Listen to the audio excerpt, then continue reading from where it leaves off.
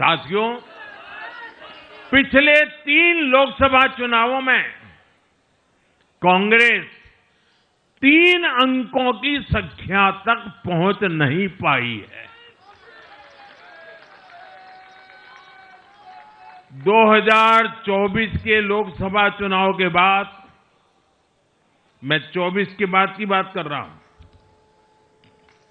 2024 के लोकसभा चुनाव के बाद देश के 6 राज्यों में विधानसभा चुनाव हुए और इनमें भी कांग्रेस 100 सीटों का आंकड़ा पार नहीं कर पाई है। 6 की, मैं 6 विधानसभा की बात कर रहा हूं।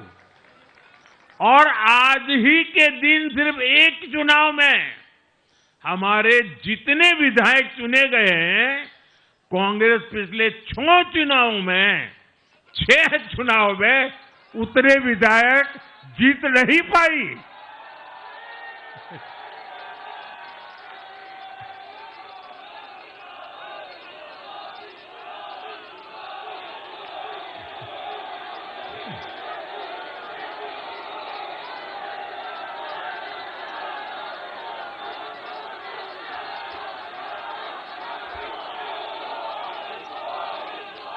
अब आप सोचिए, आज एक चुनाव में हमें जितनी सीटें मिली हैं, 6 विधानसभा चुनाव जो अभी लोकसभा के बाद गए, उतनी सीटें, उससे भी हम लोग ज्यादा इस बार लेके आए।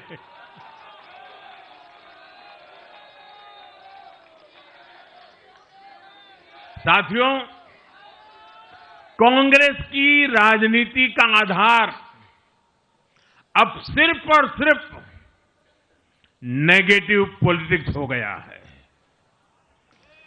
कभी चौकीदार चोर है का नारा, संसद का समय बर्बाद करना, हर इंस्टीट्यूशन को अटैक करना, कभी ईवीएम पर सवाल, कभी चुनाव आयोग को गाली, कभी वोट चोरी का मनगढ़ंत झूठा आरोप, जाति और धर्म के आधार पर लोगों को बांटना, देश के बजाय देश के दुश्मनों के एजेंडे को आगे लाना।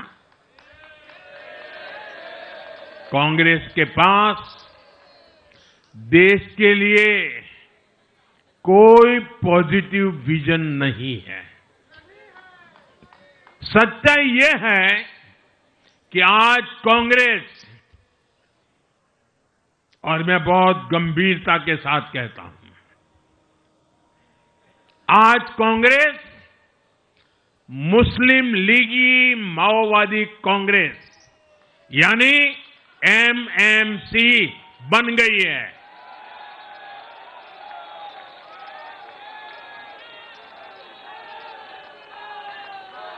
ये कांग्रेस मुस्लिम लीगी माओवादी कांग्रेस है, ये एमएमसी है।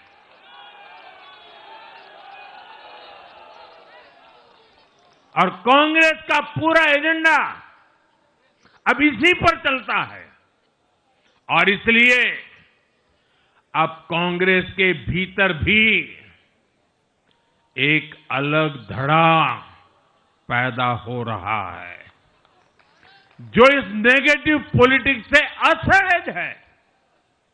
ये जो कांग्रेस के नामदार हैं, ये जिस रास्ते पर कांग्रेस को लेकर चल रहे हैं, इसके प्रति घोर निराशा, घोर नाराजगी अंदर ही अंदर पनप रही है।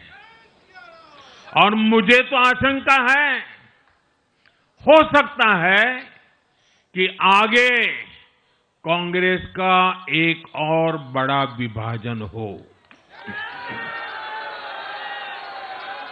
और साथियों, कांग्रेस के जो सहयोगी दल हैं, वो भी समझने लगे हैं कि कांग्रेस अपनी नेगेटिव पॉलिटिक्स में सबको एक साथ डुबो रही है। और आपको याद होगा, इसीलिए ही तो मैंने बिहार चुनाव के दौरान भी कहा था कि कांग्रेस के नामदार तालाब में डुबकी लगाकर बिहार चुनाव में खुद डूबने और दूसरों को डुबेने की प्रैक्टिस कर रहे हैं।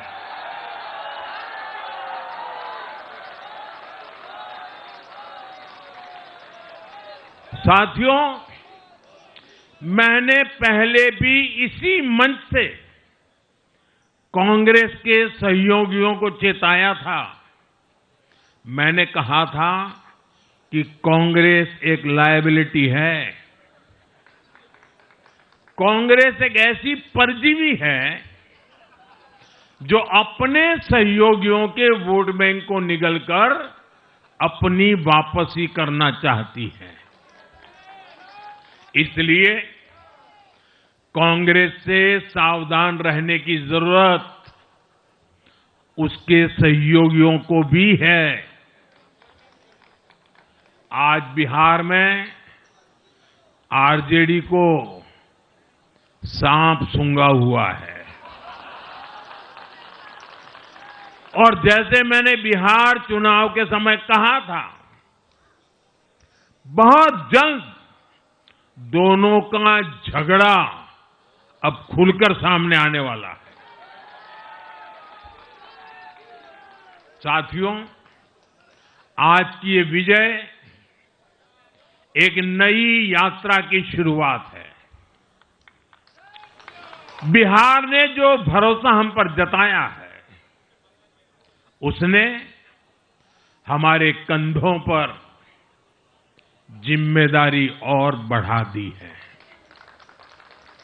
मैं आपको विश्वास दिलाता हूं, आने वाले 5 साल बिहार और तेज गति से आगे बढ़ेगा। बिहार में नए उद्योग लगेंगे। बिहार के नौजवानों को बिहार में ही रोजगार मिले, इसके लिए लगातार काम किया जाएगा। बिहार में निवेश आएगा। ये निवेश और ज्यादा नौकरियां लाएगा। बिहार में पर्यटन का विस्तार होगा। दुनिया को बिहार का नया सामर्थ्य दिखेगा। बिहार में हमारे तीर्थों का, आस्था के स्थानों का, हमारी ऐतिहासिक धरोहरों का कायाकल्प होगा। साथियों, मैं आज देश और दुनिया भर के निवेशकों से भी कहूंगा कि बिहार आपके स्वागत के लिए तैयार है। मैं देश और दुनिया में बसी बिहार की संतानों से भी कहूंगा कि बिहार में निवेश करने का सबसे उपयुक्त समय है। साथियों, आज मैं बिहार की एक एक मां, एक एक युवा, एक एक किसान, एक एक गरीब परिवार को कहना चाहता हूं, आपका भरोसा, आपका भरोसा ये मेरा प्रण है।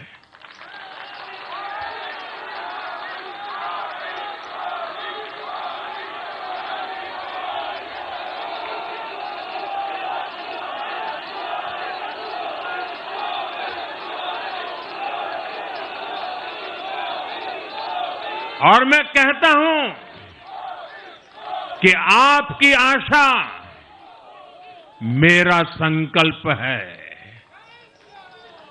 और मेरे नौजवान साथियों, आपकी आकांक्षा ये मेरी प्रेरणा है। हम मिलकर एक ऐसा बिहार बनाएंगे जो समृद्ध होगा, विकसित होगा। साथियों, भाजपा की ताकत भाजपा का कार्यकर्ता है। जब भाजपा का कर्मठ कार्यकर्ता कुछ ठान लेता है तो कोई भी लक्ष्य असंभव नहीं रह जाता। आज भाजपा की हर सफलता का आधार उसका कार्यकर्ता ही है। और अब आज की इस विजय ने भाजपा कार्यकर्ताओं को केरला, तमिलनाडु, पुडुचेरी, असम और पश्चिम बंगाल में भी नई ऊर्जा से भर दिया है।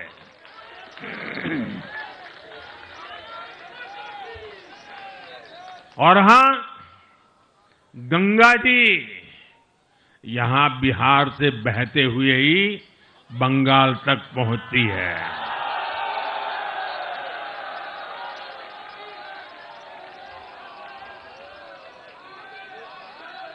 बिहार ने बंगाल में भाजपा की विजय का रास्ता भी बना दिया है।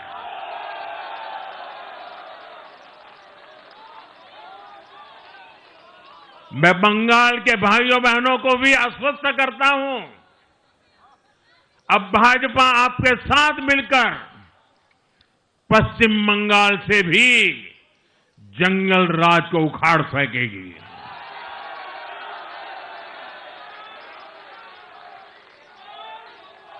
साथियों,